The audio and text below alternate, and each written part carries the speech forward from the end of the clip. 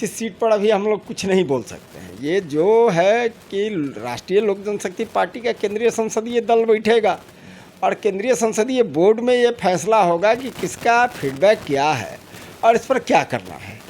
और 100% स्ट्राइक के लिए कुछ भी हम कर सकते हैं। 100% स्ट्राइक रेट के लिए कुछ भी करेंगे, एकदम निश्चित करेंगे। टिकट भी काटेंगे। हमेशा कटता है, कोई नई परिपाटी है क्या? राजनीति में हर एक पार्टी का देख लीजिए। अभी कई राज्यों का चुनाव हो रहा है, मध्य प्रदेश में हो रहा है, राजस्थान लेकिन हो रहा कैसे है, छत्तीसगढ़ हो रहा है। हाजीपुर सीट पशुपति पारस कैसे लड़ेंगे? धमकी मिल रही है, जान से मार देंगे, कालिक पोत देंगे। छोड़िए ना, जिसके पास दम रहता है। पिछले बार भी बहुत वायरल वीडियो कराया गया था कि भूषण राय को वोट मत दो, छिपा हुआ नहीं है। आरजेडी से गलबहियाँ कर करके कैसे कैसे हराने के लिए हमारे उम्मीदवार के लिए प्रयास किया गया। क्या परिणाम आया? चारों खाना चीत। पिछले बार यही एनडीए को हराने के लिए क्या नहीं किए वो, पैसा खा करके। हम तो स्पष्ट कहते हैं कमरा पर। तभी तो एनडीए में आ गए वो। अरे आ गए, ठीक है। नमस्कार, आप देख रहे हैं धाह न्यूज और मैं हूं अभिषेक मिश्रा। हाजीपुर लोकसभा सीट से 2024 का लोकसभा चुनाव एनडीए के कोटे से मौजूदा सांसद पशुपति पारस लड़ेंगे, चिराग पासवान लड़ेंगे या उनकी मां रीना पासवान लड़ेंगी। बिहार की राजनीति के कुछ महत्वपूर्ण सवालों में से ये एक सवाल है और इस सवाल का जवाब तलाशने की कोशिश हम लगातार कर रहे हैं। चिराग पासवान ने अब ये दावा किया है कि हाजीपुर सीट को लेकर तो हमारी बात हो चुकी है, हम बात करके ही एनडीए में आए हैं। और पशुपति पारस अगर दावा कर रहे हैं, अगर कोई दावा कर रहा है तो उनको बीजेपी के शीर्ष नेतृत्व से बात करनी चाहिए, एनडीए के अंदर बात करनी चाहिए। हमारे साथ राष्ट्रीय लोक जनशक्ति पार्टी के प्रधान महासचिव केशव सिंह हैं। केशव सिंह जी, चिराग पासवान की तो बात हो गई है बीजेपी से और बात कहीं कि वो एनडीए में आए हैं, ऐसे में आप लोग क्या करेंगे? ये तो जाकर आप चिराग जी से पूछिए कि जो ढिढोरा पीट रहे हैं, तो बात हो गई है तो इतना ढिढोरा पीटने की क्या आवश्यकता है? अस्थिर रहे, चुनाव लड़े। रहा बात कि उनको राजनीति का भी ABCD नहीं मालूम कि राजनीति में गठबंधन होता है तो गठबंधन सीट धर्म में चाहे गठबंधन दल में कहीं सिटिंग सीट पर बात नहीं होती है जी। होती है जो रिक्त सीट बचा हुआ है उस पर, उसका बंटवारा का बात। तो रहा बात कि एनडीए में 17 जगह sitting Bharatiya Janata party already है, 5 जगह लोक जनशक्ति पार्टी राष्ट्रीय है, एक जगह सिटिंग है चिराग पासवान जी अपने आप को जमुई। तो 17-6-23 सीट खाली सिटिंग है, 17 खाली है। 17 पर ही ना बात होगा और 17 का बंटवारा होगा।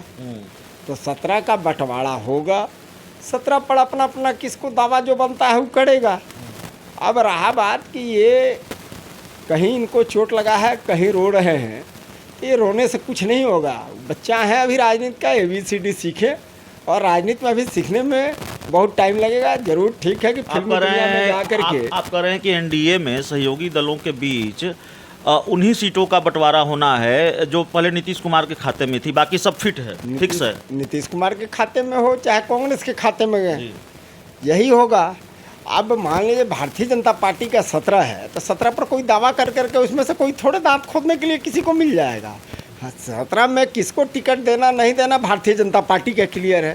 5 सीट हमारा सिटिंग है, इसमें किसको टिकट देना है नहीं देना है ये राष्ट्रीय लोक जनशक्ति पार्टी का मामला है। एक सीट चिराग पासवान का है, चिराग पासवान अपना उसमें जाने। कुछ मौजूदा सांसदों का टिकट भी काट रहे हैं क्या? देखिए, ये तो संसदीय दल का बैठक। आप पार्टी के महत्वपूर्ण नेता हैं केशव जी, बहुत कुछ तय करते हैं पार्टी में आप। देखिए ठीक बात है। हमारा अभी ना हम MP लोगों का कार्य क्षेत्र का चाहे संसदीय क्षेत्र का हम लोग फीडबैक भी नहीं लिए हैं और सर्वे ज़रूर होगा, उसका फीडबैक आएगा, हमारे पार्टी के नेता लोग जाएंगे वहाँ, जनता का नब्ज टटोलेंगे।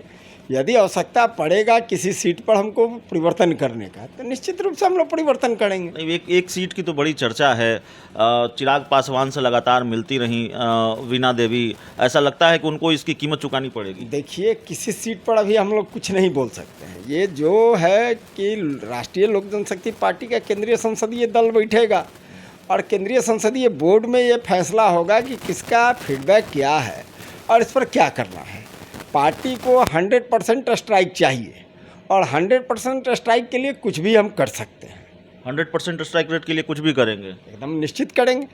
टिकट भी काटेंगे। हमेशा कटता है, कोई नई परिपाटी है क्या राजनीति में? हर एक पार्टी का देख लीजिए, अभी कई राज्यों का चुनाव हो रहा है, मध्य प्रदेश में हो रहा है, राजस्थान लेकिन हो रहा कैसे है, छत्तीसगढ़ हो रहा है। हाजीपुर सीट पशुपति पारस कैसे लड़ेंगे? धमकी मिल रही है, जान से मार देंगे, काली पोत देंगे। छोड़िए ना, जिसके पास दम रहता है। पिछले बार भी बहुत वायरल वीडियो कराया गया था कि भूषण राय को वोट मत दो, छिपा हुआ नहीं है। आरजेडी से गलबहियाँ कर करके कैसे कैसे हराने के लिए हमारे उम्मीदवार के लिए प्रयास किया गया। क्या परिणाम आया? चारों खाना चीत। पिछले बार यही एनडीए को हराने के लिए क्या नहीं किए वो, पैसा खा करके। हम तो स्पष्ट कहते हैं कमरा पर। तभी तो एनडीए में आ गए वो। अरे आ गए, ठीक है। एगो देहात का कहावत है कि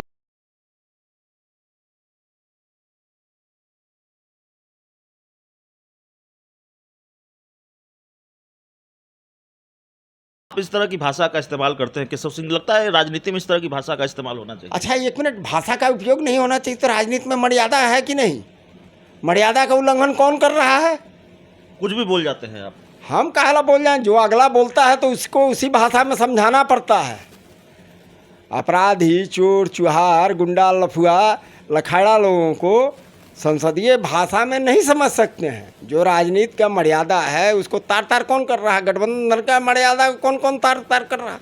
यदि है हिम्मत, उनमें है उतनी बेबुल, तो बैठ करके भारतीय जनता पार्टी के साथ जो बैठक होगा, तमाम दल के घटक दल के नेता रहेंगे, उसमें बैठ करके मामला उठाते हैं, वहाँ पर सुलझाते हैं, वहाँ पर सीट लेते हैं। तो कह रहे बात हमारी हो गई है, फिर बैठ के क्यों उठाएंगे? पिछले बार सुन लीजिए, सूरजभान जी कोई छोटा मोटा हमारे नेता नहीं है, बड़े नेता हैं। गिरिराज सिंह भारत सरकार के मंत्री हैं, बड़े नेता हैं।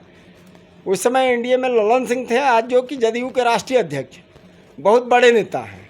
तीनों का सीट का अदला बदली का आवश्यकता हुआ तो सड़क पर हुआ और मीडिया में हुआ कि जा करके ये भारतीय जनता पार्टी के शीर्ष नेतृत्व के साथ जो बैठक हुआ, उस बैठक में तय हुआ कि सूरजभान जी नवादा जाएंगे मुंगेर छोड़कर, गिरिराज सिंह नवादा छोड़ करके बेगूसराय जाएंगे और मुंगेर ललन सिंह लड़ेंगे।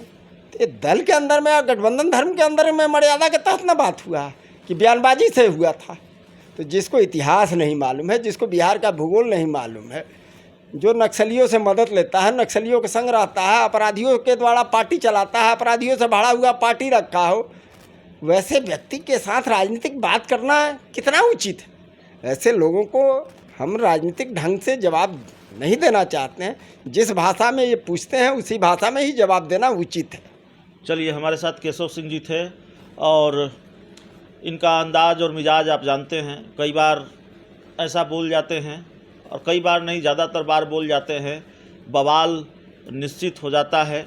और हमलावर हैं चिराग पासवान पर, हालांकि नाम नहीं लिया है, मुझे लगता है नाम नहीं लिया है आपने इस इंटरव्यू में। अरे उनका नाम कौन लगाओ? कोई नेता है? नेता है क्या? हमला तो नहीं कर रहा है ना। एक मिनट, नेता आप लोग मानिए, हम तो मानते हैं कि एक्टिंग करने वाले लोग हैं, फैक्ट को छिपाते हैं, एक्ट को दिखाते हैं। यही भारतीय जनता पार्टी के न खिलाफ गोविंदगंज में उम्मीदवार दिए, लालगंज में तेजस्वी यादव को जिताने के लिए, राघोपुर में कांग्रेस विधायक दल के पूर्व नेता अजीत शर्मा को जिताने के लिए, भागलपुर में। ये लोग दलाल किस्म के आदमी हैं, दलाली करते हैं, पैसा के लिए किसी भी स्तर पर जा सकते हैं। यदि बिहार का इनको सत्ता दे दिया जाए तो बिहार में चारा घोटाला से बड़ा घोटाला करने वाले लोग हैं। चलिए, तो हमारे साथ केशव सिंह जी थे इस इंटरव्यू में। इतना ही, बहुत बहुत धन्यवाद।